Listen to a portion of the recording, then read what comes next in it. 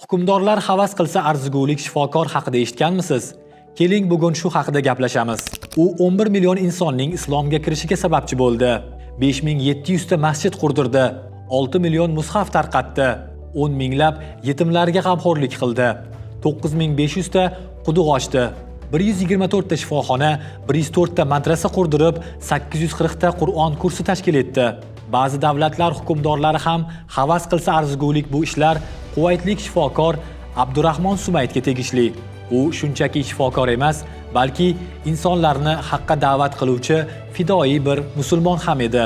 U 30 yil davomida Afrikada yashadi. Muhtojlarga yordam qo'lini cho'zdi. Qiyinchiliklar hatto hayotiga xavf tug'ilganida ham to'xtamadi. U o'z yo'lidan bir qadam ham ortga chekinmadi.